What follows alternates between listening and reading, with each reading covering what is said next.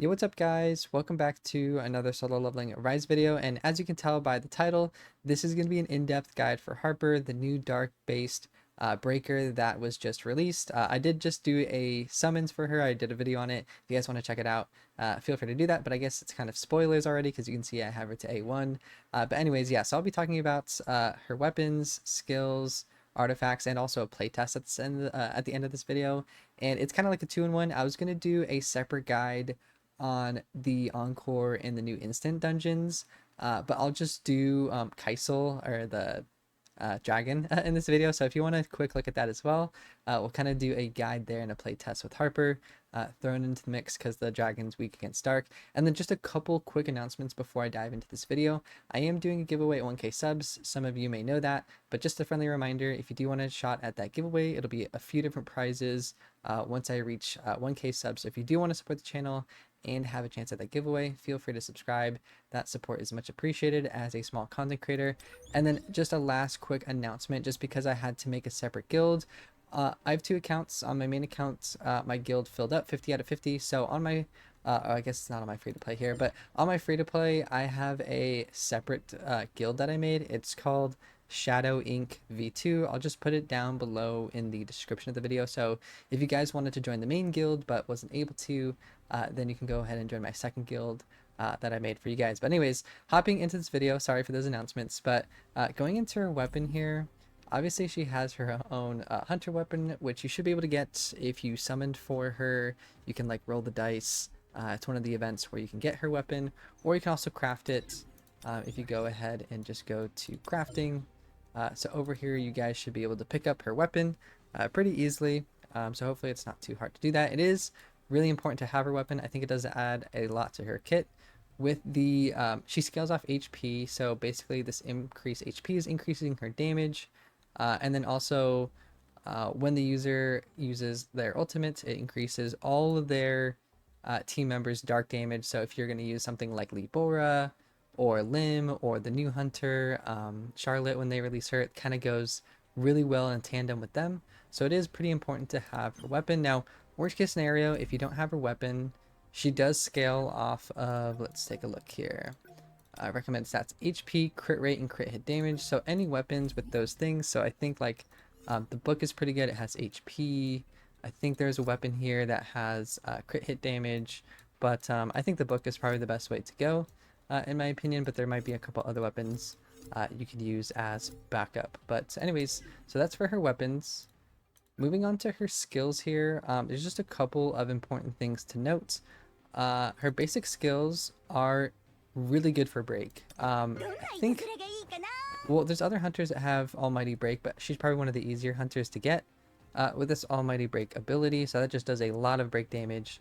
As you can see, it also increases ultimate skill damage taken from dark hunters by 1%, stacks up to 12 times. So 12% increased damage from dark hunters, which is pretty nice, right? So, and then you can also tell this little down arrow just means you have to hold the ability down, and then she does more of the attack.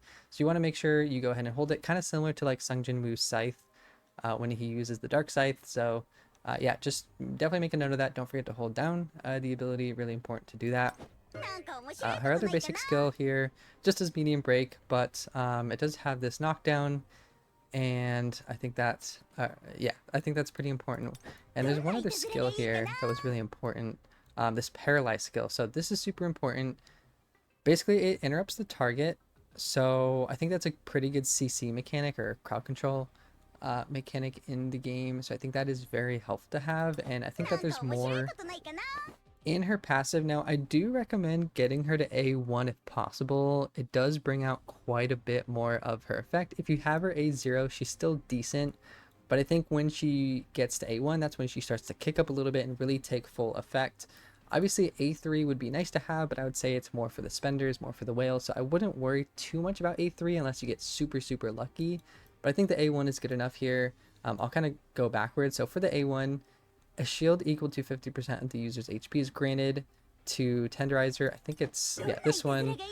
So her second skill right here. Then the max number of hits for Tenderizer increases by 4, and the skill damage increases by 120%. So that's a lot of extra damage So I do like the A1 on her. I think it is very important to try to get that if possible. And then these other couple just normal passives here is just increase damage dealt by 20% once you have the London Drift applied, and then this super magic booster, which basically just increases crit rate and crit hit damage. So yeah, I think her kit is pretty well laid out. I don't think it's too complicated. Basically, she's just increasing her damage, stacking up a little bit, doing a lot of break, and that's basically the gist of her skill kits right here. Now, moving into her artifacts, I'll try to not spend too much time. I would just try to go greed if possible. If you do have the 8-piece set for greed, just go that and you'll be good. If you don't have the full greed set, then there's a couple other options you can go ahead and go with. Obviously, she does break damage, right? So what's the other break set?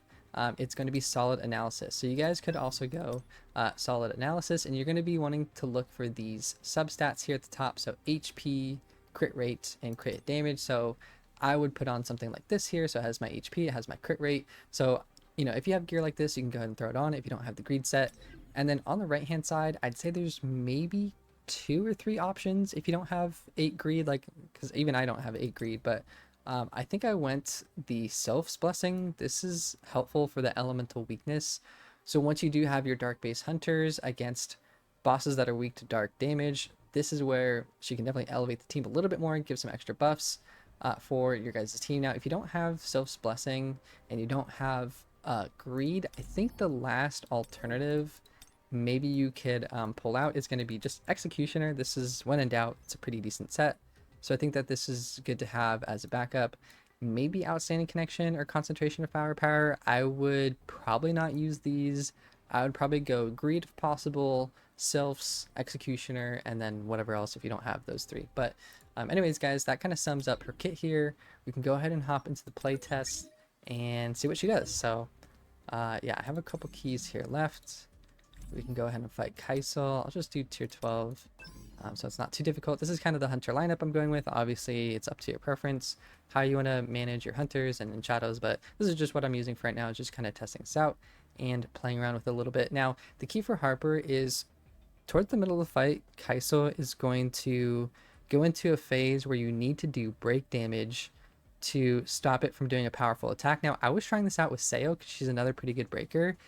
My Sayo was not doing enough break damage to stop the boss from doing that channeling attack, but Harper was able to do that. So I think that Harper honestly is a better breaker than Sayo. So I think that's saying a good amount. I know Sayo is not like the best in the game, but I think she's a pretty solid breaker. Okay, and then let me focus up here. So I'll do a little bit of a damage test. Now I am going to have to use, if I want to beat this thing, I'm going to have to use my shadows. Oops, I did not dodge that. Okay, let's see here. So, kind of test out her damage a little bit. So I'm holding down my E, which kind of hammers the ground a good amount. So pretty good damage just right off the bat. Obviously I do have my shadows helping me out a little bit here.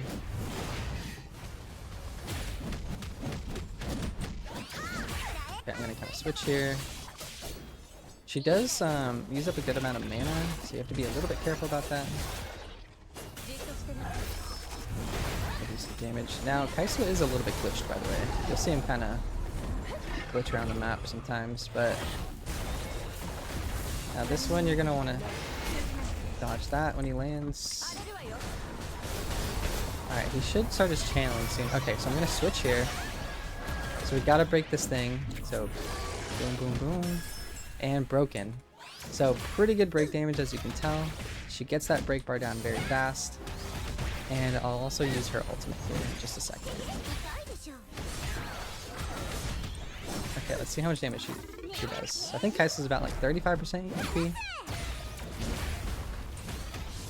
I mean, it's decent damage, right?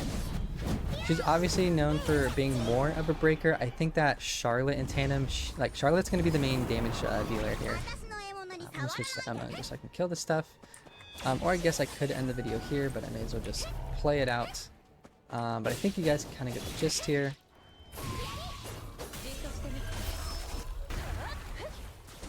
I don't know if I was able to kill all those souls, but whatever. Kaisel's about to die, so I'll just finish this battle out for you guys. And yeah. This is glitching. Okay, there we go.